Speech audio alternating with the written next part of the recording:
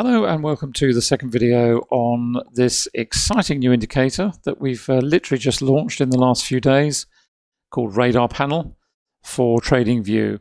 And as I always say in these videos, remember TradingView is a fantastic platform because you can use it on pretty much any device you choose to name, whether it's an iOS device. I'm actually recording this on a Mac. So no Windows programs required. You can run it straight off the browser or indeed on any mobile device you choose. So it's a fantastic platform. I promised to show you the radar panel in multiple time frames, and here we are. I've got 4 set up. Very simple, just run you through them very quickly. This is very much, I've changed a few of these currency pairs over. So this is quite heavily dollar based. So you can see here we've got the majors up here. So it's giving you a perspective on, you can see here, for example, that 3 bars ago on New Zealand dollar and 3 bars ago on New Zealand yen, this is on 10-minute, we had a volatility trigger. So, that's a heads up. Maybe go and investigate that. Maybe we look at it down here in terms of volume, see what's going on there. But certainly something to be aware of. Maybe an opportunity for a reversal trade, maybe an opportunity for congestion building, and opportunity for a breakout in due course. What the trend monitor here is giving us is a view on the dollar, whether we're seeing dollar buying or whether we're seeing dollar selling at the moment.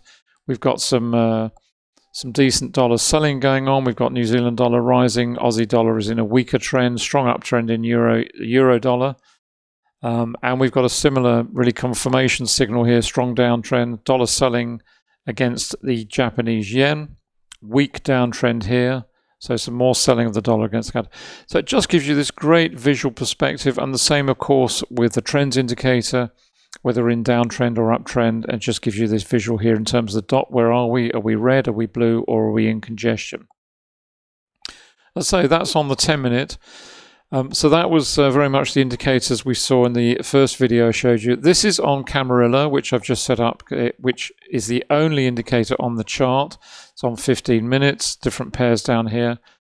And I think on the initial video we had the analysis here, but we didn't have the other levels. And here, what I've selected are some of the key ones, the R4 and the S4 and the R3 and the S3. So you get a visual on those levels of the chart that you may well be aware of, which are important. And obviously you'll need to check on the chart to see how those are being approached. But it just gives you that visual information on the camera levels, and you can have all of them on there. I've just put them on here for expediency, but you can have all of them there as well. Down onto the 5-minute, this I've actually set up is much more of a yen-based matrix, as you can see. So this was very much dollar-centric.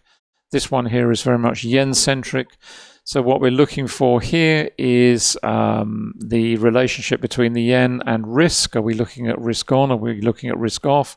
What is, broadly speaking, going on in terms of the Japanese yen?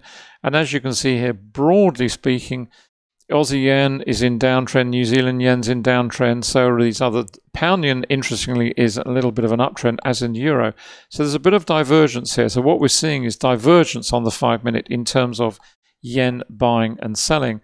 Predominantly, we are seeing yen buying because the Aussie yen, these pairs are in the downtrend, but we're also seeing a little bit of yen selling coming in here as well. So again, it just gives you a straight visual. The trend monitor here is giving you a very strong view there as well. The trend monitor line and the trend monitor itself. And as you can see here, we are seeing this divergence. Interesting to see it on the pound. There is some divergence here against the general trend of the other pairs, certainly on the yen pairs at any rate. What else can we see here? Well, we've got some pivots here. We had a pivot 3 bars ago here, and we had a pivot on the Aussie Swiss 2 bars ago here as well.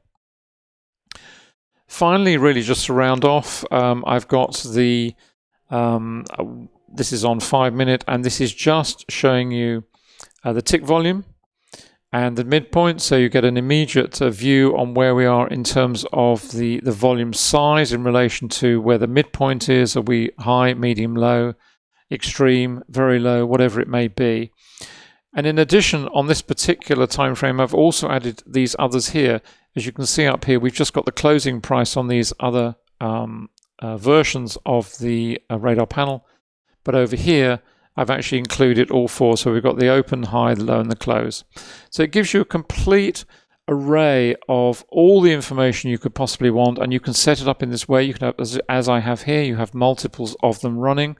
What I've also done here, let's just click on the settings for this one. What I've also done here is I've actually docked it to the left. So these are all docked to the left. So if you untick that, then it'll dock to the right. You can also adjust the cell heights here and text size, various other things as well. You can also adjust sensitivity of the indicators down here also. So it's really all here. It's very, very intuitive to use. And of course, it's all explained in the support pages as for all our indicators on the quantum trading site. So I hope you've enjoyed this particular video. There are various packages of the radar panel on the site. You don't have to buy it with all these indicators. You can buy with some. And of course, if you've got the full package, it comes with them anyway. So I hope you've enjoyed this particular video. Thanks very much indeed for watching.